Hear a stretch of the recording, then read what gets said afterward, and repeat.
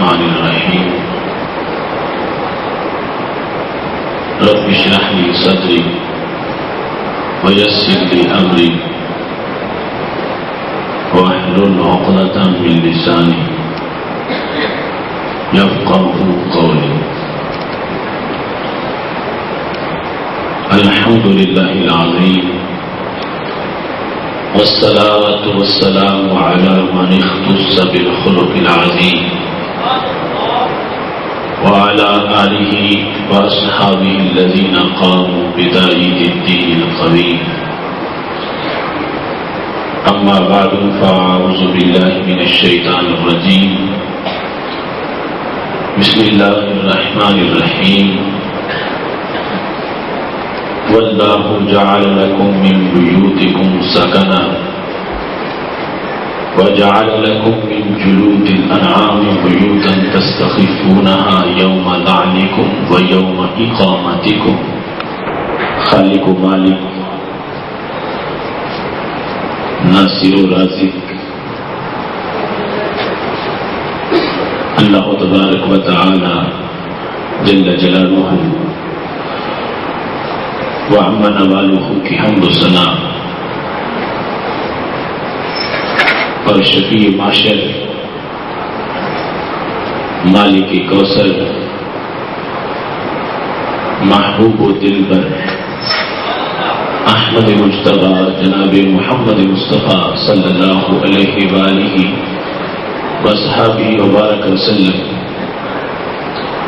کے دربار لوح میں ہدیہ درود السلام عرض کرنے کے بعد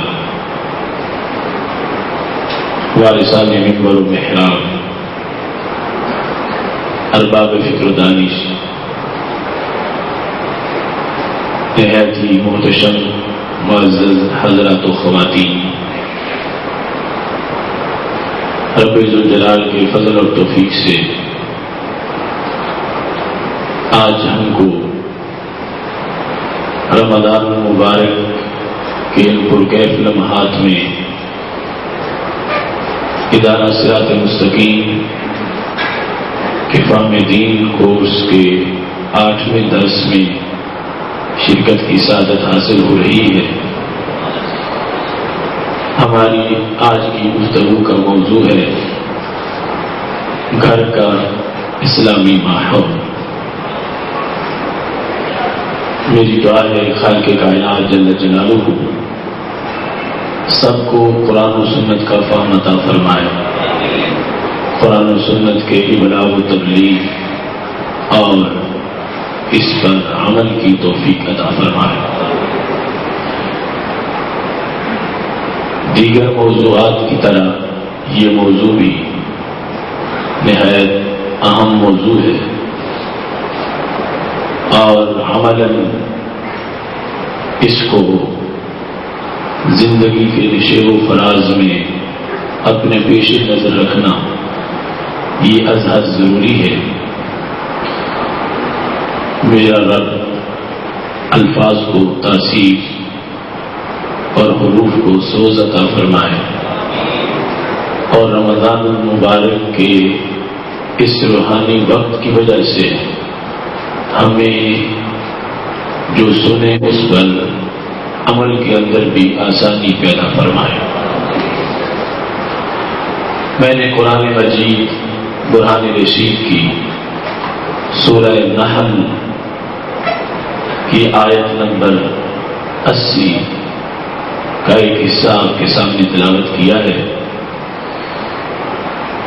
واللہ جعل لکم من بیوتکم سکنا.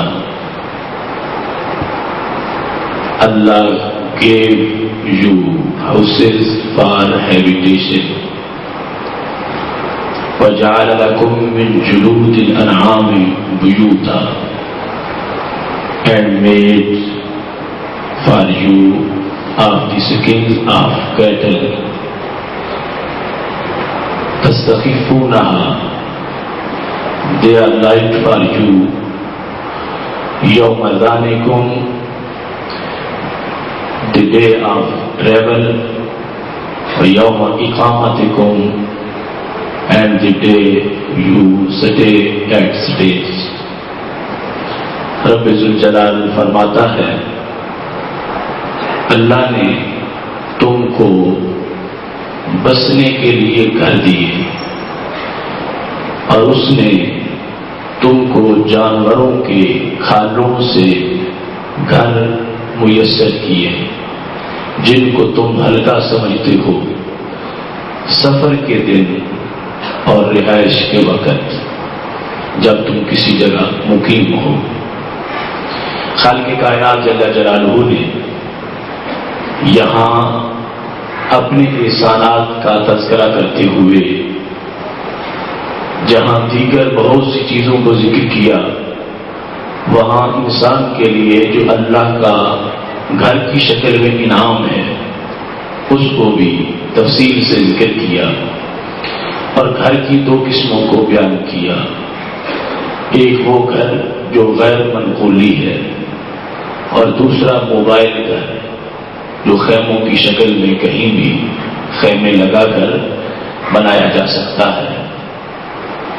خالق کائنات جل جلالہ بندے کو یہ احساس دے رہا ہے کہ گھر کا ہونا یہ بھی بہت بڑا احسان ہے.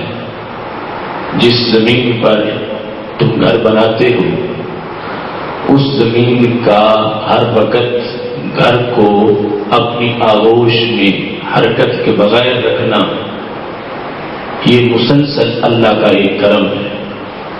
آپ نے دیکھا کئی سالوں کے بعد 1 منٹ اگر زمین نے جنبش کی تو اس کے دامن سے گھروں کا ملبہ سارا تتر بتر ہو گیا. خالق کائنات فرماتا ہے میرا احسان سمجھو. اب ہمیں وہ چند لمحے تو نہیں بھولتے لیکن ہر وقت زمین جو پیار سے گھروں کو آغوش میں لیے ہوئے ہے ہمیں اس وقت احساس اجاگر نہیں ہوتا کہ خالق کائنات جل جلالہ نے کتنے کرم سے ہمیں یہ گھر دیے ہیں اور پھر ان میں رہائش کی ہمیں توفیق بخشی ہے. وہ اس احساس کو اجاگر کرتے ہوئے فرما رہا ہے کہ میں نے تمہیں بے خوف و خطر رہنے کی جگہ دی اور اس میں مقصد یہ ہے کہ تم ہر وقت مجھے یاد کرتے رہو کہ جس اللہ نے ہمیں اتنی بڑی زمین کو کنٹرول کر کے ایسے کر دیے ہیں اور ان میں ہمیں سکونت دی ہے. گھر کی تعمیر کے بعد بھی جہاں زمین کی عدم حرکت کا دخل ہے وہاں خالق کائنات جل جلالہ نے ہزاروں درندوں کو اس جگہ آنے سے روکا ہوا ہے. اگر خالق کائنات جل جلالہ کا حکم نہ ہوتا تو سارے گھر مختلف حشرات سے سانپوں سے اور درندوں سے بھر جاتے. سارے درندے صحراؤں سے نکل کر لوگوں کی رہائشی کالونیوں کا رخ کر لیتے لیکن اللہ فرماتا ہے ہم نے تمہیں رہائش دی ہے گھروں میں اس واسطے ہم ان درندوں کو گھروں کی طرف نہیں آنے دیتے اور تم بے خطر آرام کے ساتھ اپنے گھروں میں سکونت اختیار کرتے ہو. خالق کائنات جل جلالہ نے اس آیت میں حضرت انسان کو گھر کی آغوش میں رہتے ہوئے جو ذمہ داری اس پر عائد ہوتی ہے اس کا درس دیا کہ گھر مقام غفلت نہیں, گھر اللہ کی سرکشی کا مرکز نہیں, گھر اللہ سے عداوت والی جگہ کا نام نہیں, بلکہ گھر تو وہ گہوارہ ہے جو ہر وقت اللہ کے ذکر سے آباد رہنا چاہیے. اس واسطے کہ خالق کائنات جل جلالہ نے اپنے خصوصی فضل و کرم کا اس کو مرکز بنا کر اپنے بندے کو آرام اور سکون بخشا تاکہ بندہ سکون کے ساتھ اپنے مولا کو یاد کرتا رہے. اور یاد رکھیں گھر اینٹوں کا نام نہیں. ویسے تو اس سطح ہستی پر کتنی عمارات اور بلڈنگیں بنی ہوئی ہیں مگر ان کو گھر خاص نسبت کے لحاظ سے کہا جاتا ہے. ہر مکان گھر نہیں ہوتا. گھر کی اینٹوں کے ساتھ انسانی رشتوں کی کچھ تحریریں وابستہ ہوتی ہیں تو پھر اس اینٹوں کے مرکز کو گھر سے تعبیر کیا جاتا ہے۔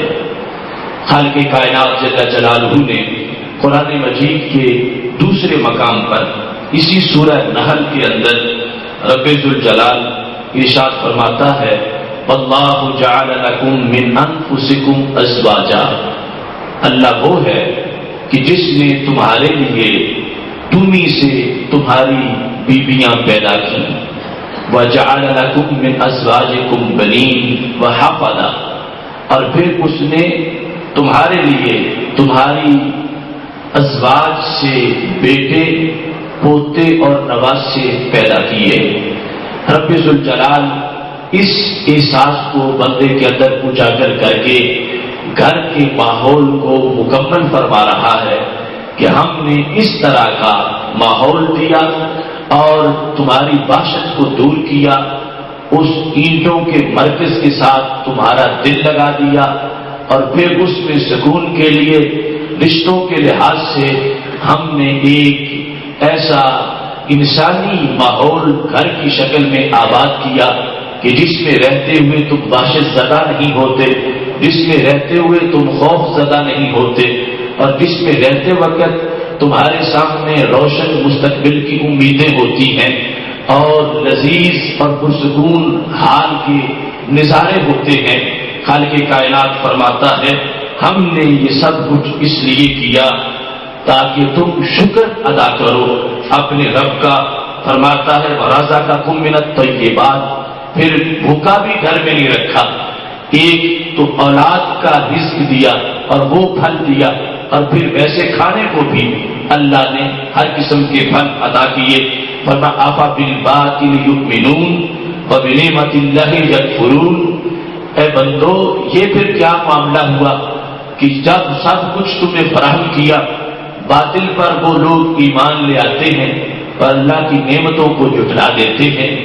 باطل پر ایمان لانے کا مطلب یہ ہے کہ شرک میں ملوث ہو جاتے ہیں یا اللہ سے سرکشی کرتے ہیں، بغاوت کرتے ہیں۔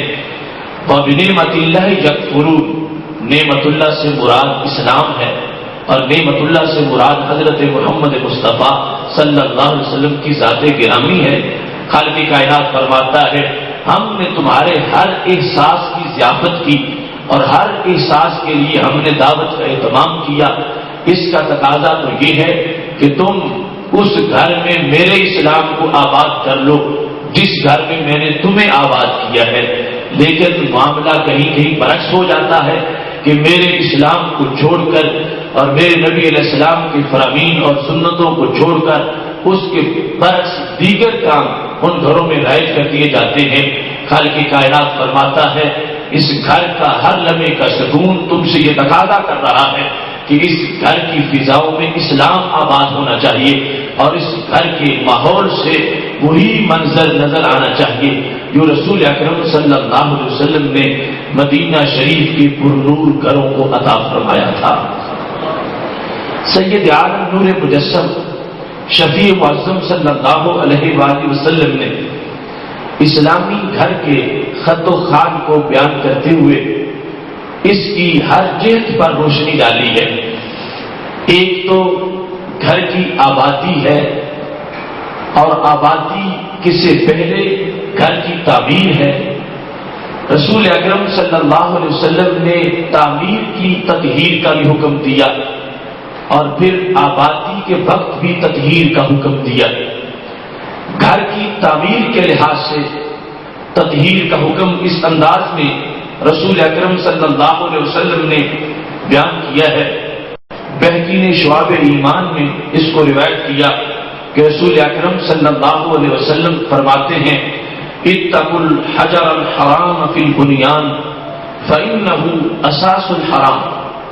فرمایا اپنے گھر کو جب بناتے ہو تو حرام کی اینٹ سے بچ کے رہو، اگر گھر میں حرام کی اینٹ لگ جائے گی تو حرام کی بنیاد پڑ جائے گی۔ جس گھر میں تم نے زندگی کے دن گزارنے ہیں اور حیات کے لمحات کو پورے کرتے ہوئے راہ قدم کو چلنا ہے، میرے محبوب علیہ السلام فرماتے ہیں وہ گھر ایسی جگہ پہ نہ ہو جو غصب کی ہو، جو لوٹ کی ہو، جو ناجائز قبضہ کی ہو. وہ جگہ جس پر تم نے اپنی زندگی کا اکثر حصہ گزارنا ہے وہ جائز ذرائع کی ہو. اگر وہ جگہ ہی ناجائز ہوگی تو پھر تم کیا امید کر سکتے ہو کہ تم اس پہ رہتے ہوئے جائز کام کر سکو اور وہ تمہارا مسکن اور آشیانہ تمہارے لیے رحمتوں اور برکتوں کا گہوارہ بنے. سب سے پہلے وہ زمین پاک ہو، یعنی اس میں غصب کا کسی طرح کا اور ناجائز قبضے کا کوئی دخل نہ ہو. اور پھر جن اینٹوں سے گھر بنایا جا رہا ہے وہ ساری کسب حلال کی ہو، جائز کمائی کی ہو اور ان میں کوئی حرمت شامل نہ ہو. رسول اکرم نور مجسم شفیع معظم صلی اللہ علیہ وسلم نے اس گھر کا جو ظاہری ڈھانچہ ہے اس کے لحاظ سے بھی تطہیر کا حکم دیا کہ چونکہ تم نے اس کے اندر رہنا ہے یہ تمہارا آغوش کی طرح محاصرہ کرے گا. سوچو تو صحیح، اگر قدموں کے نیچے حرام جگہ ہوگی، ناجائز دائیں بائیں حرام کی اینٹیں لگی ہوگی تو پھر وہ جگہ تو بندے کے لیے جہنم کی آگ کا منظر پیش کرے گی. وہ دنیا میں رہتے ہوئے جہنم کا قیدی بن جائے گا اور جہنم کا اسیر بن جائے گا. ان اینٹوں سے اس کو دوزخ کی تپش محسوس ہوگی اور پھر شیطان اس جگہ پہ ڈیرے لگا لے گا جس کی وجہ سے یہ دن میں بھی غافل، رات میں بھی غافل، صبح کو غافل، شام کو غافل، حدود اللہ کا بھی مجرم، حقوق العباد کا بھی مجرم، اس انداز میں اس کی زندگی بسر ہوتی رہے گی. تو میرے محبوب علیہ السلام چاہتے ہیں کہ میری امتی کا نشیمن پاکیزہ ہو، اس میں کسی طرح کوئی بدی کا داغ موجود نہ ہو. نشیمن پاکیزہ ہوگا، شاخ پاکیزہ ہوگی، ٹہنی جائز ہوگی اور پھر آب و ہوا اور ماحول بھی پاکیزہ ہو سکے گا. اور اگر آغاز ہی حرام سے ہوا تو پھر آگے حرام سے بچنا بڑا مشکل ہو جائے گا. اس واسطے میرے محبوب علیہ السلام کا یہ فرمان یہ ایک اسلامی گھر کے لیے پہلی اینٹ کی حیثیت رکھتا ہے کہ اس میں اس بات کو پیش نظر رکھا جائے کہ کسی طرح کی کوئی ناجائز چیز اس کے گھر کی تعمیر میں بھی داخل نہ ہونے پائے. دوسرے نمبر پر گھر کی آبادی ہے. اس سے مطلب کہ جب وہ اینٹوں کا مرکز گھر بنتا ہے اس کو جب گھر کہا جاتا ہے تو اس میں بھی سر فہرست یہ بات ہونی چاہیے کہ کسی طرح کی کوئی ایسی چیز نہ ہو جو کہ گندی ہو جس کی وجہ سے آگے زندگی گندی بن جائے. میرے محبوب علیہ السلام کا یہ فرمان نہایت ہی اس مقام پہ قابل غور ہے. گھر کی آبادی کا مطلب یہ ہے کہ گھر کو شرعی جو حیثیت مل رہی ہے، جب اس نے بنایا تھا تو اینٹ پاک رکھی تھی. اب اس کو آباد کرنے کا مطلب یہ ہے کہ جب شادی کرے گا تو زوجہ بھی پاک منتخب کرے، کسی بد کردار عورت کو اپنے نکاح کے لیے منتخب نہ کرے، ایسی کہ جو خود اپنی معاشرت کے لحاظ سے گندی ہوگی، اس کی وجہ سے یہ گھرانہ پورا گندا ہو سکتا ہے. آغوش جب گندی ہو جائے گی تو پوری نسل گندی ہو جائے گی. اس گھرانے کو تقدس تب ملے گا، اتنا دخل اینٹوں کا نہیں جتنا دخل اس گھر والی کا ہے کہ جس کی وجہ سے اس کو گھرانہ کہا جائے گا اور یہ گھر بنے گا. تو رسول اکرم نور مجسم شفیع معظم صلی اللہ علیہ وسلم نے اپنی امت کو اس سلسلے میں بھی متوجہ کیا کہ جب گھر بننے والا ہے تو اس میں بھی حرام سے بچنا اور اس میں بھی ناجائز سے بچنا اور اس میں بھی فحاشی اور عریانی کے دھبوں اور داغوں سے بچنا اور اس میں بھی ایسی برائی کی علامت سے بچنا جس کی وجہ سے آگے برائی کا سلسلہ پھیلتا چلا جائے. میرے محبوب علیہ السلام نے ایک معیار دے دیا اور آج گھر کی آبادی کے لحاظ سے اس معیار کو اپنے سامنے رکھنا یہ بھی امت مسلمہ کا بہت بڑا فریضہ ہے. نبی اکرم نور مجسم شفیع معظم صلی اللہ علیہ وسلم کا یہ فرمان ابن ماجہ شریف میں حدیث نمبر 1859 میں موجود ہے. حضرت عبداللہ بن عمر رضی اللہ تعالی عنہ، عبداللہ بن عمر اس کے راوی ہیں کہ رسول اکرم صلی اللہ علیہ وسلم ارشاد فرمانے لگے لا تزوجوا النساء لحسنہن، کبھی بھی کسی عورت کے ساتھ شادی محض اس کے حسن کی وجہ سے نہ کرو، حسن کو معیار نہ بناؤ، انتخاب میں حسن کو محض حسن کو سامنے نہ رکھو۔ کیوں؟ فرما عسى حسنہن ان یردیہن، ہو سکتا ہے کہ اگر صرف حسن صورت ہے اور حسن سیرت نہیں تو کیا ہو جائے؟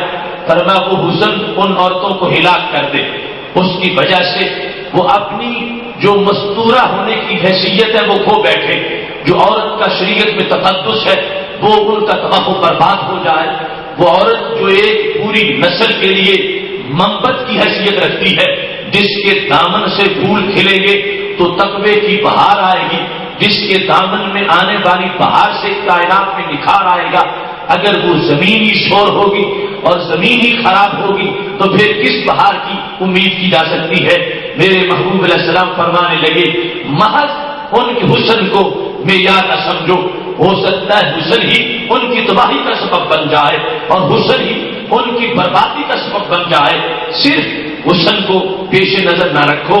ولا تزوجوهن لاموالهن، فرمایا مال کو بھی معیار نہ بناؤ، کسی کے ساتھ شادی کرتے وقت اپنے گھر کی آبادی کے لیے جو تم اہتمام کر رہے ہو اس میں کسی عورت کے محض مال کو دیکھ کر فیصلہ نہ کرو۔ کیوں؟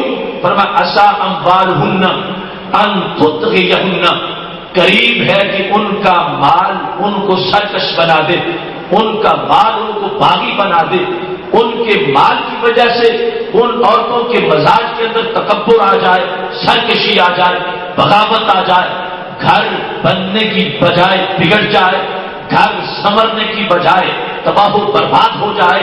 قربان جاؤں ماہ مدینہ حضرت محمد مصطفیٰ صلی اللہ علیہ وسلم تمہارے حکمت بھرے افکار پر اور تمہاری خوشبو سے لبریز باتوں پر کتنے کروڑوں سال کے تجربے جن باتوں کو ہمارے لیے اکٹھا کر سکتے تھے، میرے محبوب علیہ السلام کے ایک جملے میں وہ سارے اکٹھے کر کے بتا دیے ہیں۔ فرمایا کبھی بھی آج یہ معیار کو انسان خود سمجھتا ہے، کسی نے حسن کو معیار بنا لیا، کسی نے محض مال کو معیار بنا لیا کہ حسن کی وجہ سے انتخاب ہو رہا ہے اور مال کی وجہ سے انتخاب ہو رہا ہے۔ میرے محبوب علیہ السلام فرماتے ہیں ان دونوں چیزوں کو تابع سمجھو، ان کو انسان کی حیثیت دو، ان کی بھی کچھ حیثیت ہے مگر اولیت حسن کی نہیں، اولیت مال کی نہیں۔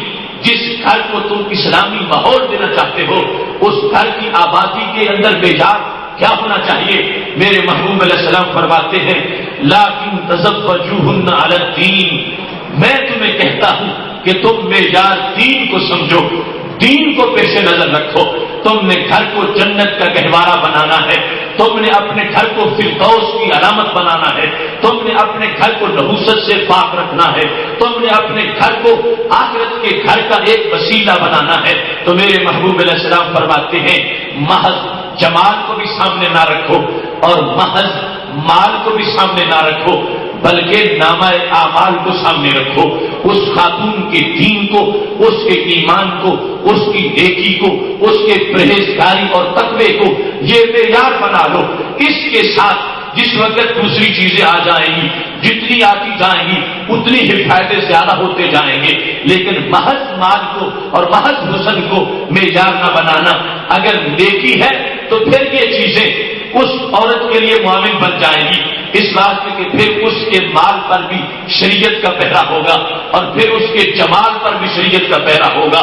تو جو دونوں خطرے اسلام نے محض مال یا جمال کے بیان کیے تھے وہ دونوں خطرے ٹل جائیں گے۔ محض جمال میں ہلاکت کا خطرہ تھا اور محض مال میں سرکشی اور عداوت کا خطرہ تھا۔ جب اس پر شریعت کا رنگ غالب آ جائے گا وہ حسن بھی شریعت کے تابع ہوگا اور پھر وہ مال بھی شریعت کے تابع ہوگا۔ نتیجہ یہ نکلے گا یہ شریعت کے ساتھ معامل بن جائیں گے اور اس عورت کی حالت یہ ہوگی۔ ابن ماجہ شریف میں دوسرے مقام پر میرے محبوب علیہ السلام جب صحابہ سے فرما رہے تھے کہ تم یہ چیز حاصل کرو، فلاں مال حاصل کرو، فلاں مال بڑا ضروری ہے، اس میں یہ فرمایا تھا زوجۃ مؤمنہ تعین احدکم علی امر الاخرہ، سب سے بڑا مال اور سب سے بڑی نعمت انسان کے لیے وہ مومنہ زوجہ ہے، وہ مومنہ بیوی ہے کون سی؟ فرمایا ترین احدکم علی امر الاخرہ، جو تمہاری آخرت کے معاملے میں مدد کرنے والی ہے، آخرت کے معاملے میں تمہاری مددگار ہوتی ہے۔ جب بھی دنیا اور آخرت کا مقابلہ آتا ہے، گھر میں اس کا ووٹ آخرت کے بارے میں ہوتا ہے۔ جب بھی گھر میں یہ بات چلتی ہے کہ آپ اتنے پیسے ہیں، اب اس سے فحاشی کا سامان بھی خریدا جا سکتا ہے اور اس سے آبال سالیہ کے لیے بھی کمائی کی جا سکتی ہے، تو اس کا اپنے خاوند کو مشورہ فحاشی کا نہیں ہوتا، عریانی کا نہیں ہوتا، دنیا داری کا نہیں ہوتا، بلکہ ہمیشہ دین کا مشورہ دیتی ہے، ہمیشہ آخرت کی سوچ دیتی ہے، ہمیشہ آخرت کے بارے میں اپنے خاوند کے لیے وہ معاون بنتی ہے۔ میرے محبوب علیہ السلام فرماتے ہیں یہ وہ چیز ہے جو انسان کے گھر کو آباد کرنے میں سب سے بڑا کردار ادا کرتی ہے۔ اگر یہیں سے خرابی ہوگی اس کا خرمن جل کے راکھ ہو جائے گا، اور اگر یہیں سے انسان کو کامیابی حاصل ہو جائے گی تو پھر اس کا گھر حقیقی گھر کہلائے گا، اور یہی گھر جنت میں گھر کے لیے ضامن بن جائے گا، اور اس کے گھر کا ماحول اس کو فردوس کے ماحول تک پہنچانے کے لیے ممد اور معاون ثابت ہو جائے گا۔ اسلامی گھرانہ اور اسلامی ماحول جو گھر کا ہے اس کے لیے یہ دونوں باتیں جو میں نے تمہید میں آپ کے سامنے عرض کر دی نہایت ضروری ہے۔ جو پہلے ہو چکا اس کی اصلاح کرنی چاہیے۔ گھر بھی بنا لیا اور گھر والی اور گھر کے جو آبادی کے ذرائع تھے وہ پہلے آ چکے ہیں، اس میں اصلاح پیش نظر ہو، اور آئندہ جو ابھی کام ہونے والا ہے اس کے لحاظ سے پورا ان شفیع معظم صلی اللہ علیہ وسلم نے اس معاملے کو آگے بڑھاتے ہوئے پاک محبوب علیہ الصلوۃ والسلام نے اپنے صحابہ کرام علیہم رضوان کو یہ بار بار تاکید کی تھی اور بار بار سمجھایا تھا کہ گھر ہر وقت نحوست سے پاک ہونا چاہیے، گھر کے اندر کوئی ایسا دھبا نہیں ہونا چاہیے جو عریانی یا فحاشی کا دھبا ہو، جس کی وجہ سے گھر میں بے پردگی ہو، گھر میں بے حیائی ہو، گھر میں بے شرمی کے مناظر ہوں، گھر میں سوتے ہوئے نمازیں قضا ہو رہی ہوں یا جاگتے ہوئے نمازیں قضا ہو رہی ہوں، گھر کے اندر سودی کاروبار کا پیسہ ہو، اور گھر کے اندر اس طرح کی بچوں کی تربیت ہو کہ جو ڈاکو بننے والے ہوں، چور بننے والے ہوں، زمانے کا بوجھ بننے والے ہوں، بلکہ رسول اکرم نور مجسم شفیع معظم صلی اللہ علیہ وسلم نے گھر کی اینٹوں کا جو زیبائش کا سامان ہے شریعت میں وہ بھی بیان کر دیا، جو گھر کی چاندنی ہے اس کو بھی بیان کر دیا، جو گھر کی روشنی ہے اس کا بھی تذکرہ فرما دیا، اور نبی اکرم نور مجسم شفیع معظم صلی اللہ علیہ وسلم نے فرمایا لا تجعلوا بیوتکم مقابر، میرے صحابہ اپنے گھروں کو قبرستان مت بناؤ، اپنے گھر کو گھر رہنے دو، اس کو قبر مت بناؤ۔ پوچھا گیا یا رسول اللہ صلی اللہ علیہ وسلم ایک گھر قبر کیسے بن سکتا ہے اور قبر کا مطلب کیا ہے؟ میرے محبوب علیہ الصلوۃ والسلام فرمانے لگے ان الشیطان ینفر من البیت الذی یقرأ فیہ سورۃ البقرہ، فرمایا جب گھر کے اندر قرآن نہیں پڑھا جاتا وہ گھر قبر ہوتا ہے، اس گھر کے رہنے والے قبر کے مکین ہوتے ہیں، اگرچہ وہ بظاہر زندہ ہیں، چلتے ہیں پھرتے ہیں، لیکن ان کی حیثیت مقبور کسی ہے، وہ اس طرح ہے کہ جس طرح کے قبر میں موجود ہوں۔ ان کا گھر اگرچہ وہ کئی منزلوں پر مشتمل ہے، اس کو کئی منزلہ قبر کہا جا سکتا ہے، وہ ویرانی ہے، اس جگہ وحشت ہے اور اس جگہ اندھیرے ہے، کوئی رونق نہیں ہے، اور اگر وہاں پہ قرآن مجید پڑھا جاتا ہے تو وہاں سویرا ہے، وہاں تجلی ہے، وہاں زیبائش ہے، وہاں آرائش ہے، وہاں روشنی ہے اور وہاں اجالا ہے۔ میرے محبوب علیہ الصلوۃ والسلام فرمانے لگے گھر کا اسلامی ماحول اس انداز میں وہ تعمیر ہوتا ہے کہ جب اس میں قرآن پڑھا جاتا ہے، قرآن کی وجہ سے شیطان بھاگ جاتا ہے اور گھر اللہ تعالیٰ کی رحمتوں کا گہوارہ بن جاتا ہے۔ اسلامی گھرانے کے جو لوگ ہوتے ہیں جن کا ماحول اسلامی ہوتا ہے ان کی علامت یہ ہوتی ہے اللہ انہیں اپنے عیب ان گھر والوں کی عیب دکھاتا ہے، ان کو یہ توفیق ہوتی ہے کہ وہ مل بیٹھ کے اپنی اصلاح کی بات بھی کرتے ہیں۔ ہمیشہ یہ نہیں ہوتا کہ جب بھی بچہ کسی سے جھگڑ کے آئے تو والد اور والدہ اس دوسرے گھر پر ہی الزام لگاتے رہیں کہ انہوں نے ہمارے بچے کو مارا اور انہوں نے یہ کام کیا یا فلاں معاملے کے اندر ہمیشہ فلاں کی ہی زیادتی ہے، بلکہ اسلامی ماحول میں یہ توفیق ملتی ہے کہ اس بندے کو یہ بھی سعادت میسر آتی ہے کہ وہ اپنے عیب کی طرف بھی دیکھے. خالق کائنات جل جلالہ ان لوگوں کے گھروں کو سعادت سے بھر دیتا ہے جن لوگوں کو اپنا عیب دیکھنے کی توفیق ملتی ہے. وہ لوگوں کے عیب کی طرف بھی نگاہ نہیں رکھتے، اپنی بھی تفتیش کرتے ہیں، اپنی بھی تلاشی لیتے ہیں، اپنے بھی کردار کو دیکھتے ہیں اور اپنے معمولات کی طرف بھی متوجہ ہوتے ہیں. جس وقت یہ چیز ماحول میں گھر کے اندر پائی جائے گی کہ اپنے لحاظ سے بھی دیکھا جائے گا کہ فلاں کے بیٹے نے اگر ایسا کیا ہے تو میرے بیٹے کی بھی تو یہ غلطی ہے، اس نے بھی تو ایسا کیا ہے، اس کو بھی یہ کام نہیں کرنا چاہیے تھا. فلاں جگہ اگر فلاں نے ہمارے ساتھ ایسا کیا تو ہمارا بھی فلاں کی شادی کے موقع پر یہی رویہ تھا، ہم نے بھی تو اس وقت اچھا کردار ادا نہیں کیا. اپنے عیب کو دیکھنا اور دیکھنے کی توفیق ہونا یہ بھی ایک سعادت ہے کہ جس کی وجہ سے اللہ تبارک و تعالی اس گھر کے اسلامی ماحول میں برکت دیتا ہے. اور ان کے لیے وہ چار دیواری جو بظاہر ایک پابندی کی ہے، خالق کائنات جل جلالہ اسی چار دیواری کے لیے ان کے لیے جنت کی آزادیوں کا اعلان فرما دیتا ہے اور ان کو جنت کے ماحول کا مہمان بنا دیتا ہے. رسول اکرم نور مجسم شفیع معظم صلی اللہ علیہ وسلم نے انہی آداب کو بیان کرتے ہوئے کیا کیا معاملہ اپنی امت کے لیے بیان نہیں کیا.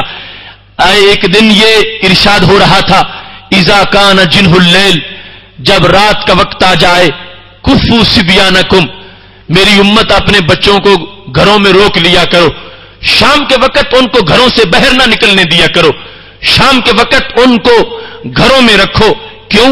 فرمایا ان الشیطان ینتشر حینئذ، جب سورج غروب ہو رہا ہوتا ہے اس کے فوراً بعد شیطان دوڑتے ہیں، بھاگتے ہیں، چکر لگاتے ہیں، اسی دوران وہ بچوں کو اغوا کرتے ہیں، اسی دوران وہ جنوں کا حملہ ہوتا ہے. فرمایا بالخصوص یہ وقت جو غروب شمس کا ہے اس وقت اپنے بچوں کو روک کے رکھو. فَإِذَا ذَهَبَ سَاعَةٌ مِّنَ اللَّيْلِ فَخَلُّهُمْ، جب تقریباً 1 گھنٹے کا ٹائم گزر جائے تو پھر ضرورت کے پیش نظر ان کو گھر سے چھوڑ بھی سکتے ہو کہ وہ گھر سے نکل لیں، باہر جا سکیں. لیکن آج تو وہ شر شیطان کے سوا شر انسان بھی موجود ہے اور اس کے بعد بھی نکلنے کے خطرات موجود ہوں گے. لیکن رسول اکرم صلی اللہ علیہ وسلم کی حکمت کا یہ حصہ بڑا قابل غور ہے اور ہر حصہ ہی قابل غور ہوتا ہے کہ شام کا وقت جب غروب شمس ہو رہا ہے وہ بالخصوص شیطانوں کے دوڑنے کا وقت ہے اور اس وقت وہ دھکے دیتے پھر رہے ہوتے ہیں، آگے پیچھے جھپٹ رہے ہوتے ہیں. اپنی اولاد کی بالخصوص اس وقت حفاظت کرنی چاہیے. اور جب کچھ حصہ غروب شمس کے بعد گزر جائے، رات چھا جائے اچھی طرح، تو اس کے بعد اگر کسی کو مجبوری ہے تو ضرورت کے پیش نظر وہ باہر نکل سکتا ہے.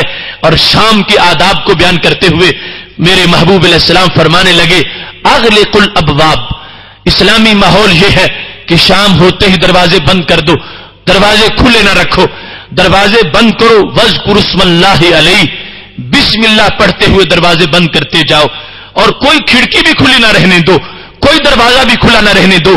یہاں تک فرما دیا اگر تمہارے اس دروازے میں کیواڑ نہیں ہے، تاک موجود نہیں ہے، تو میرے محبوب علیہ السلام فرمانے لگے ایک چھڑی ہی کھڑی کر دو، ایک دھاگا ہی باندھ دو، شریعت کا اتنا ہی پہرا کافی ہے.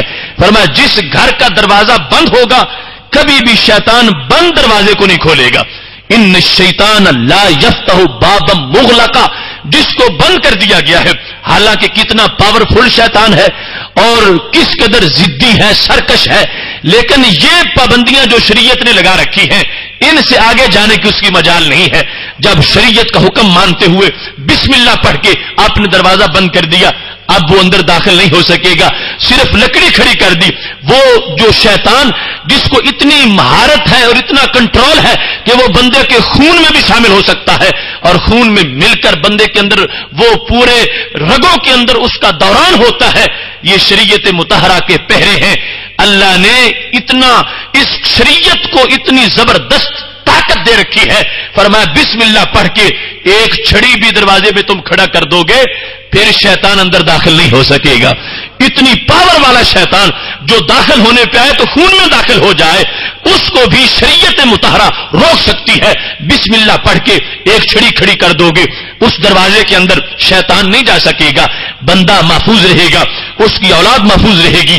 پھر فرمایا خمروا آنیتکم، اپنے برتنوں کو ڈھانپ دیا کرو، واذکروا اسم اللہ علیہ، اور ڈھانپتے وقت بھی بسم اللہ پڑھا کرو۔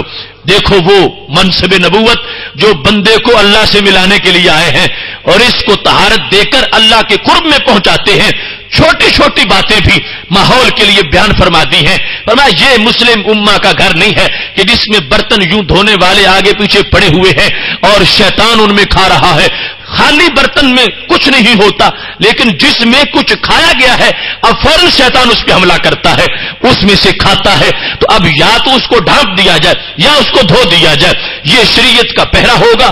تھوڑا سا ڈھانپنے سے، معمولی سا کپڑا جب اوپر بسم اللہ پڑھ کے رکھ دیں گے، اس سے وہ برتن محفوظ ہو جائیں گے، آئندہ شیطان کی بے برکتی اس میں داخل نہیں ہو سکے گی، اور جب بھی کھایا جائے گا اس میں بسم اللہ والی وہ برکت موجود رہے گی جو برتن ڈھانپتے وقت بسم اللہ کا تلفظ کر لیا گیا تھا۔ تو یہ چیزیں میرے محبوب علیہ الصلوۃ والسلام نے ماحول کے لحاظ سے ان کو بیان کیا، اور پھر بالخصوص گھر کے اندر زیادہ ذمہ داری ماحول کی یہ اس گھر کی مستورہ کے ذمے ہے، خاتون خانہ کے ذمے میرے محبوب علیہ الصلوۃ والسلام نے یہ ڈیوٹی لگا دی ہے۔ اور بخاری شریف میں محبوب علیہ السلام کا یہ فرمان موجود ہے، المرأۃ فی بیت زوجہا راعیہ، کہ عورت اپنے گھر کے اندر اپنے خامد کے گھر میں حکمران ہے، راعیہ ہے، اس کا کنٹرول ہے، اس کی نگرانی ہے، اس کی نگہبانی ہے۔ خامد گھر سے باہر چلا جائے گا، یہ گھر کو سنبھالنا پیچھے اس کا کام ہے، اور اس کو شیطانی وساوس سے پاک رکھنا یہ اس کی ذمہ داری ہے کہ گھر میں کوئی ایسی چیز داخل نہ ہونے دے کہ جس کی وجہ سے گھر کے ماحول میں خرابی لازم آتی ہو، اور بالخصوص پردے کے لحاظ سے نہ تو خود بے پردہ باہر نکلے اور نہ ہی کسی غیر محرم کو اپنے گھر میں داخل ہونے کی اجازت دے۔ یہ آج جو ہمارے ماحول بنے ہوئے ہیں کہ خامند کے دوست بھی گھر میں کھلے آ رہے ہیں اور جا رہے ہیں اور غیر محرم آ رہے ہیں اور سارا معاملہ ایسا ہو رہا ہے، میرے محبوب علیہ الصلوۃ والسلام نے اس کو اسلامی ماحول کے لیے زہر قاتل قرار دیا ہے کہ اس کی وجہ سے تمام روحانیت جو گھر کی ہے وہ تہہ بالا ہو جائے گی۔ جس وقت پابندی پردے کے لحاظ سے ہوگی اس میں اتنی برکتیں آ جائیں گی کہ گھر کے اندر رہتے ہوئے بندہ اگرچہ بظاہر کسی بندگی میں مصروف نہیں، اللہ ہر سانس میں اس کو بندگی کا ثواب عطا فرمائے گا۔ کیا طریقہ ہے اس کا؟ رسول اکرم صلی اللہ علیہ وسلم نے ارشاد فرمایا ہے، طبرانی کی 11ویں جلد صفحہ نمبر 191 پر یہ حدیث شریف ہے، میرے محبوب علیہ السلام فرماتے ہیں گھر کے اسلامی ماحول میں ایک نظر بچہ اٹھا کے اپنے باپ کو دیکھتا ہے اور اپنی والدہ کی طرف دیکھتا ہے، اور ایک نظر باپ بچے کو دیکھتا ہے۔ اب بظاہر یہ ایک خونی تعلق ہے اور بچہ باپ کو دیکھ کے خوش ہو رہا ہے اور باپ جو ہے وہ بچے کو دیکھ کے خوش ہو رہا ہے، لیکن اس میں خونی تعلق کے ساتھ روحانی تعلق کیسا ہے؟ میرے نبی علیہ السلام فرماتے ہیں اذا نظر الوالد الی ولدہ، جس وقت باپ اپنے بیٹے کو دیکھتا ہے فسرہ، اور اسے بیٹا اچھا لگتا ہے، خوش ہوتا ہے، وہ اپنے بیٹے کو دیکھ کر اپنے بیٹے کی عادات کو دیکھ کے خوش ہوتا ہے، اس کی اخلاق کو دیکھ کر خوش ہوتا ہے، جس وقت اسے خوشی حاصل ہوتی ہے کان للولد اتق نسمہ، اس کے بیٹے کو ایک غلام کے آزاد کرنے کا ثواب مل جاتا ہے۔ باپ نے خوش ہو کے بیٹے کو دیکھا، بیٹے نے باپ کو خوش کرنے والے کام کیے، اور خوشی کا معیار اسلامی تھا۔ اس بنیاد پر باپ دیکھ رہا ہے، ہر نگاہ جب دیکھتا ہے وہ دن میں 1000 بار دیکھتا ہے تو بیٹے کو 1000 غلام آزاد کرنے کا ثواب ملتا ہے، اور اگر 10,000 بار باپ بیٹے کو دیکھتا ہے تو بیٹے کو 10,000 غلام آزاد کرنے کا ثواب ملتا ہے۔ اور پھر دوسری طرف سے ما من ولد ينظر الى والديه نظرۃ رحمہ، میرے نبی علیہ السلام فرماتے ہیں کہ جس وقت ایک بیٹا اپنے باپ کی طرف دیکھتا ہے اور نظر رحمت سے دیکھتا ہے، پیار سے دیکھتا ہے، گھور کے نہیں دیکھتا، عداوت اور سرکشی سے نہیں دیکھتا جس طرح کی بگڑی ہوئی اولاد ہوتی ہے. نہیں، بیٹا مطیع ہے، بیٹا فرما بردار ہے، بیٹا والدین کے ساتھ حسن سلوک کا علمبردار ہے. وہ بیٹا جب باپ کی طرف دیکھ رہا ہے، اگرچہ اس میں باپ کو اس نے کھانا نہیں کھلایا، دیکھنے میں اس نے کوئی باپ کو کپڑے نہیں پہنا دیے، صرف پیار سے شفقت سے باپ کو من حیث الوالد دیکھا ہے، اس کو کیا ملے گا؟ میرے محبوب علیہ السلام فرماتے ہیں الا کتب اللہ لہ بکل نظر حجۃ مبرورا، ہر نظر میں اللہ اس بیٹے کو مقبول حج کا ثواب عطا فرمائے گا. اب دیکھو اسلامی ماحول کی کتنی برکتیں آئیں. صدیوں کا سفر گھنٹوں میں طے ہو سکتا ہے اور لاکھوں خرچ کرنے کے جو اسفار ہیں وہ مفت میں برکتیں حاصل ہو سکتی ہیں. فرمایا جس وقت اس نے اپنے والد کی طرف یا والدہ کی طرف ادب سے دیکھا، پیار سے دیکھا، اگرچہ اس وقت یہ تہجد نہیں پڑھ رہا تھا، جب دیکھ رہا تھا اس وقت یہ طواف نہیں کر رہا تھا، جب گھر میں ہی اپنے والدین کی زیارت کر رہا تھا تو صفا مروہ میں ساج نہیں کر رہا تھا، اپنے گھر میں ہی بیٹھا تھا. لیکن وہ رب جو وہاں طواف کروا کے حج کا ثواب دے سکتا ہے وہ اس اسلامی ماحول پر گھر میں بھی ثواب عطا فرما سکتا ہے. فرمایا جس وقت یہ انداز ہوگا ہر لمحہ یہ دنیا داری کا بھی دین کا معاملہ بن جائے گا اور خالق کائنات جل جلالہ جانبین کو اس پر اجر عظیم عطا فرما دے گا. رسول اکرم نور مجسم شفیع معظم صلی اللہ علیہ وسلم کے پاس ایک خاتون آ گئیں جن کا نام حضرت اسماء بنت یزید انصاریہ ہے. حضرت اسماء بنت یزید انصاریہ نبی اکرم صلی اللہ علیہ وسلم کے پاس پہنچی. کنز العمال جلد نمبر 16 صفحہ نمبر 411 پر یہ حدیث شریف ہے. اسماء بنت یزید کہنے لگیں یا رسول اللہ صلی اللہ علیہ وسلم انا وافدۃ النساء الیک، میں آج خود نہیں آئی، مجھے خواتین نے اپنا ترجمان بنا کے بھیجا ہے، میں سب خواتین کی صحابیات کی نمائندہ بن کے آئی ہوں اور ان کا ایک مطالبہ تھا وہ میں لے کر آپ کے پاس پہنچ گئی ہوں. رسول اکرم نور مجسم شفیع معظم صلی اللہ علیہ وسلم نے فرمایا کیا مطالبہ ہے؟ صحابیات کیا چاہتی ہیں؟ میرا کلمہ پڑھنے والی خواتین کو کس چیز کی تڑپ ہے؟ قربان جائیں ان کی نیکی کے جذبے پر اور طہارت کی تڑپ پر. صحابیات کو اگر تقاضا تھا تو کس چیز کا تقاضا تھا؟ رسول اکرم صلی اللہ علیہ وسلم سے وہ کہنے لگیں کہ ساری خواتین یہ کہہ رہی ہیں ان الرجال فضلوا علینا بالجمع والجماعات. یا رسول اللہ صلی اللہ علیہ وسلم یہ مرد تو ہم سے کہیں آگے نکل گئے، ان کو نیکی کے زیادہ مواقع میسر ہیں اور ہمیں نیکی کے تھوڑے مواقع میسر ہیں، ان کے لیے زیادہ چانسز ہیں ہمارے لیے تھوڑے ہیں. یہ جماعات میں جاتے ہیں، جمعے میں جاتے ہیں، وعیادت المرضى مریضوں کی عیادت کرتے ہیں، وشہود الجنائز جنازے پڑھتے ہیں، جنازے کے اندر شریک ہوتے ہیں، والحج والعمرہ عمرہ کے لیے جاتے ہیں، حج کے لیے جاتے ہیں، والرباط تلواریں لے کر میدان جہاد میں ہوتے ہیں. ان کے لیے مواقع زیادہ ہیں. مطلب یہ تھا ہم اگرچہ اجازت تو ہے ہمیں بھی جماعت کے ساتھ جا کے پڑھ لیں مگر پابندیاں ہیں، ان کے ساتھ جائیں گی تو پابندی ہوگی، حجاب ہوگا تو جا سکیں گی، نہیں ہوگا تو گناہگار ہو جائیں گی، اور پھر ہمارے لیے طہارت ہوگی تو جائیں گی، اگر مخصوص دن ہوں گے تو نہیں جا سکیں گی.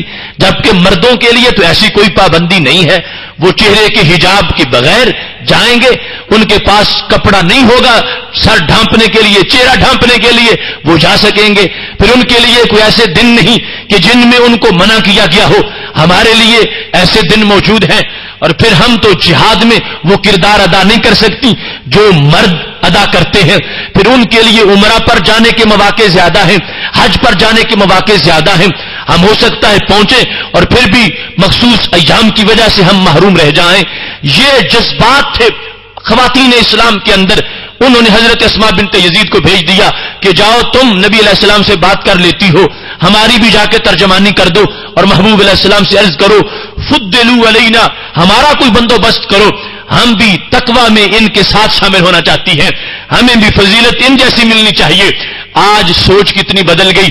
آج وہ کچھ خواتین جو مغرب زدہ ہیں وہ نعرے لگا رہی ہیں ہم مردوں کے شانہ بشانہ چلیں گے, ہم مردوں کے شانہ بشانہ, ہمیں حقوق چاہیے, ہمیں مردوں کے ساتھ شانہ بشانہ یہ سہولیات چاہیے. حالانکہ اسلام نے جو حقوق عورت کو دیے اتنے تو حقوق کوئی کسی کو دے ہی نہیں سکتا. اور تڑپ اس وقت خواتین کی شانہ بشانہ کس لحاظ سے تھی کہ جتنی نیکی یہ کرتے ہیں اتنی نیکی ہماری بھی ہونی چاہیے, جتنے سجدے یہ کرتے ہیں اتنے سجدے ہمارے بھی ہونے چاہیے, جتنے عمرے یہ کرتے ہیں اتنے عمرے ہمارے بھی ہونے چاہیے, اور بدر و حنین کے مار کے جتنے یہ کرتے ہیں اتنے مار کے ہمارے بھی ہونے چاہیے, یا پھر اس کی عوض ہمیں کچھ ملنا چاہیے. یا رسول اللہ صلی اللہ علیہ وسلم ہمارا تو بڑا خسارہ ہو جائے گا, ان کو ہم پر فضیلت دے دی گئی, ان کے لیے مواقع بہت زیادہ ہیں اور ہمارے لیے مواقع بہت تھوڑے ہیں. اب ایک تو عمومی طور پر خواتین کے لیے اس میں سبق ہے, اور دوسرا ہمارے آج کے ماحول کے لحاظ سے کہ گھر کا اسلامی ماحول, اس میں جو عورت کا بڑا کردار ہے اس کا عورت کو فائدہ کتنا ہے اور اس کی وجہ سے عورت کو کتنی بڑی بلندی ملنے والی ہے. جس وقت سوال مکمل ہو گیا اور صحابیہ نے دل کھول کے اپنے جذبات کا اظہار کر لیا کہ فلاں فلاں چیزیں ہیں ان میں ہم پیچھے رہ چکی ہیں اور مردوں کو ہم پر فلاں فلاں معاملے میں ترجیح دے دی گئی ہے. جس وقت رسول اکرم نور مجسم شفیع معظم صلی اللہ علیہ وآلہ وسلم نے یہ سن لیا تو کیا فرما, ان صارفی ایتھا المرأة, لو اب تم نے بات پوری کر لی, جواب سن کے گھر چلی جاؤ, جواب سن کے واپس پہنچو. وعالمی من وراءک, اور جو پیچھے تمہارے انتظار میں بیٹھی ہیں ان کو جا کے بتا دو, جنہوں نے تجھے بھیجا ہے اپنی لیڈر بنا کے سوال کرنے کے لیے وہ ساری منتظر بیٹھی ہوں گی, جاؤ میرا جواب جا کے ان کو سنا دو. میں تمہیں ایک نسخہ بتا رہا ہوں, تمہیں میدان جنگ میں جانے کے بغیر مجاہد جیسا ثواب ملتا رہے گا, تمہیں گھر میں رہتے ہوئے تمہیں عمرے کا ثواب ملے گا, حج کا بھی ملے گا, تمہیں جمعے اور جماعت کا بھی ملے گا, تمہیں وہ مخصوص دن جن کے اندر تم روزہ نہیں رکھ سکتی اور بعد میں قضا کرتی ہو وہ فضیلت مل جائے گی, اور جس کے اندر تم نماز میں جا کے شامل نہیں ہو سکتی اور نماز کی چھٹی ہو جاتی ہے اور تم سمجھتی ہو کہ ہماری اتنی فضیلت رہ گئی اور وہ کمی میسر ہمیں نہیں آ سکتی, میرے نبی علیہ السلام نے فرمایا بالکل مخصوص چھوٹا سا تمہیں نصاب دے رہا ہوں جس سے دنیا بھی سنورتی رہے گی اور عقبہ بھی سنورتی رہے گی. کیا ارشاد فرما دیا, فرما ان حسن تباول احدا کن لزوجہا, فرما تم میں سے وہ خاتون جو اپنے خامند کے ساتھ اچھا سلوک رکھتی ہے, حسن تباول احدا کن لزوجہا, خامند سے مفت جھگڑے نہیں کرتی, خامند کے ساتھ ضد نہیں کرتی, ہٹ دھرم نہیں بنتی, اور ماحول کو گھر کو حالات کو سمجھ کے خامند کے ساتھ چلتی ہے. وطلبها مرضاتہ, اور خامند کی رضا کو ڈھونڈتی ہے کہ خامند کیسے راضی ہوتا ہے. یہ تو طے شدہ بات ہے کہ خامند کی جس رضا کو شریعت نے تحفظ دیا ہے وہ رضا وہی ہوگی جو اسلام کے خلاف نہیں ہوگی. میرے محبوب علیہ السلام فرمانے لگے, جاؤ اسماء جا کے صحابیات کو بتا دو تم میں سے جو اپنے گھر میں بیٹھی ہوئی اپنے خامند کی خدمت کرتی ہے اور اپنے خامند کی رضا کو تلاش کرتی ہے, واتباعها موافقتہ, اور اس کے ساتھ موافقت کرتی ہے, مخالفت نہیں کرتی, اس کے ساتھ جھگڑے نہیں کرتی اور اس کے دیے ہوئے پر شکر کرتی ہے اور احسان کو احسان سمجھتی ہے. فرمایا یا دلو ذالک کلہ, جو خاتون اپنے گھر میں رہ کر اپنے خامند کی خدمت کر رہی ہے ہم نے اس کو اس عمل پر پہلی ساری نیکیوں جتنا اجر عطا فرما دیا ہے. تم گھبراؤ نہیں میری امت کی خواتین, تم اپنے گھر کو اسلامی ماحول میں رکھو, تم اپنے گھر کو پردے میں رکھو, تم اپنے آپ کو پردے میں رکھو, تم اپنے گھر کو شرم و حیا کا گہوارہ بنا دو, تم نماز جو وقت ہے جن میں وہ پڑھتی رہو, تم حقوق کا خیال رکھو. گھر میں رہتے ہوئے تمہارا عمرہ بھی ہے, گھر میں رہتے ہوئے تمہارا حج بھی ہے. اگر سعادت ملے گی توفیق ہوگی جاؤ گی وہ علیحدہ عزت ہے اور علیحدہ تقویٰ ہے, لیکن گھر میں رہتے ہوئے صرف اس اس بنیاد پر کہ اللہ نے ڈیوٹی لگا دی ہے کہ اب اس گھر میں میں نے بچوں کی دیکھ بھال کرنی ہے, میں نے خامد کی خدمت کرنی ہے. میرے محبوب علیہ الصلوۃ والسلام فرما رہے ہیں یعدل ذالک کلہ, جتنی نیکیوں کا پیچھے ذکر کیا گیا ہے, تمہارا گھر میں رہ کر با پردہ بیٹھ کر اپنے خامد کی خدمت کرتے رہنا اور آخرت کے معاملے میں اس کی معاون بننا اور اس کو نیکی کا مشورہ دینا, تمہارا یہ عمل ایسا عمل ہے کہ جس کو اللہ نے تمام جہادوں کے, حجوں کے اور عمروں کے برابر فرما دیا ہے. محتشم سامعین حضرات, اب گھر کا یہ ماحول, اس میں رسول اکرم نور مجسم شفیع معظم صلی اللہ علیہ وسلم کی تعلیمات کے جو بڑے بڑے خد و خال ہیں ان کو سامنے رکھتے ہوئے ہم اپنے موضوع کو مکمل کر رہے ہیں کہ گھر میں پردے کی پابندی ہو, گھر میں کوئی ایسی صورت نظر نہ آئے کہ جس کی وجہ سے فرشتوں کا داخلہ ممنوع ہو جائے اور شیطان وہاں ڈیرے لگا لے. کیونکہ جس گھر کے اندر صبح کی نماز کے وقت بھی لوگ سوئے ہوئے ہوتے ہیں, وہاں شیطان آ کے ان کے کانوں میں پیشاب کرتا ہے اور پھر وہ سارا گھر ہی شیطان کا گٹر بن جاتا ہے. اسلامی ماحول یہ ہے کہ صبح کے وقت سارے بیدار ہو چکے ہوں, اور یہ جو کلچر ہے کہ رات کو جاگتے رہنا اور بڑی دیر تک جاگتے رہنا اور صبح سوئے رہنا اور سورج کے طلوع ہونے کے بعد بھی سوئے رہنا, یہ اسلامی کلچر نہیں ہے اور یہ اسلامی ماحول کا حصہ نہیں ہے. رات کو عشاء پڑھ کے جلد سو جایا جائے, لیکن صبح دم سحر اٹھ کر اللہ کے حکم کے مطابق اپنے سفر کا آغاز کر لیا جائے. کیونکہ جب انسان سوتا ہے شیطان گرا لگاتا ہے اس پر اور کہتا بڑی لمبی رات ہے سویا جا, کئی گرے لگا دیتا ہے, مسلسل گرا کے اوپر گرا لگاتا ہے. لیکن جب ایک بندہ صبح اٹھتے ہی جب اس نے آنکھ کھول لی تو سب سے پہلے اللہ کہا, ایک گرا کھل گئی, جب وضو کیا دوسری کھل گئی, جب نماز پڑھی تو تیسری بھی کھل گئی. اب کیا ہے, سارا دن شیطان سے آزاد ہو گیا ہے اور نیکی میں رہے گا. لیکن جس نے ایسا نہیں کیا وہ تو شیطان کا اسیر رہے گا, وہ قیدی رہے گا. اس کو گھر کا اسلامی ماحول میسر نہیں آیا تو وہ شیطان کی غلامی میں چلا جائے گا. پھر گھر میں شیطان کا داخلہ بند کرنے کے لیے تلاوت قرآن مجید ہے, نماز ہے, اور پھر شیطان کا جو دعوت کا کام ہے, جہاں شیطان جھپٹ کے جاتا ہے, لپک کے جاتا ہے, کودتا ہوا جاتا ہے, وہ جگہ ہیں جہاں کوئی انسان ننگا بیٹھا ہوا ہے یا جس جگہ پہ کوئی عورت بے پردہ بیٹھی ہوئی ہے, یہ شیطان کے لپکنے کی جگہ ہے. جس جگہ گانا لگا ہوا ہے, جس جگہ فلمیں لگی ہوئی ہیں, یہ ساری دعوتیں ہیں شیطان کی. یعنی شیطان مطلع ہوتا ہے اور فوراً پہنچتا ہے. جو شخص اپنے گھر میں ایسے کام بھی کرے اور پھر رحمت کی امید بھی رکھے, اسے ہرگز ایسی امید وہ کیسے رکھ سکتا ہے جب رسول اکرم نور مجسم شفیع معظم صلی اللہ علیہ وسلم نے واضح فرما دیا کہ جس کان میں میوزک داخل ہو رہی ہے اس میں شیطان کا پیشاب داخل ہو رہا ہے, اور جس زبان سے گانا نکل رہا ہے, خواہ خود بولا جا رہا ہے, خواہ ٹیپ ریکارڈر سے آواز آ رہی ہے, خواہ ٹی وی کی سکرین سے, میرے محبوب علیہ السلام فرماتے ہیں یہ اس پیپ سے برا ہے کہ جس سے بندے کا پیٹ بھر جائے. یہ ایک گانا اس پیپ سے کہیں زیادہ برا ہے. یہ اسلامی ماحول کی پابندیاں ہیں, پابندیاں معمولی سی ہیں, ان میں کوئی مشکل نہیں ہے. لیکن جس وقت ان پابندیوں کو ہم پیش نظر رکھتے ہیں, اس سے جو فائدہ ہوتا ہے اس فائدے کا اندازہ ہی نہیں لگایا جا سکتا. کتنا زیادہ فائدہ ہوتا ہے. میرے محبوب علیہ الصلوۃ والسلام نے اس سلسلہ میں واضح طور پر اپنی امت کو حکم دے دیا کہ جس وقت گھر کے اندر قرآن مجید پڑھا جاتا ہے, فرمایا وہاں پر اب شیطانوں کی آبادی نہیں ہوتی, شیطان ڈیرے نہیں لگاتے, وہ گھر وحشت زدہ نہیں ہوتا, اس گھر کے بچوں کو ڈر نہیں آتا, اس گھر کے بچے محفوظ رہتے ہیں. اور جہاں شیطان کے ڈیرے ہو, شیطان کا گھر ہو, اس میں زیادہ ایسی چیزیں شامل ہو جائیں گی کہ جن کی وجہ سے بڑے بھی سہمے ہوئے ہوں گے, چھوٹے بھی سہمے ہوئے ہوں گے. یہ قرآن مجید اور نماز اور پردے کی برکت ہے کہ جس کی وجہ سے گھر امن و آشتی کا گہوارہ بن جائے گا, اور اللہ تبارک و تعالی تمام گھر والوں کو امن و سکون عطا فرمائے گا. اس موضوع کی آخری بات جو پورے موضوع کا خلاصہ ہے وہ میرے محبوب علیہ الصلوۃ والسلام کا یہ فرمان ہے, جب نہایت ہی آہ بھر کے یہ فرما رہے تھے بدا الاسلام و غریبا و سیعود و غریبا, فرمایا یہ اسلام جس وقت چلا تھا اجنبی تھا اور پھر اجنبی بن جائے گا. درمیان میں اس کو شوکت مل گئی, فتوحات ہو گئی, اسلام کا راج ہو گیا.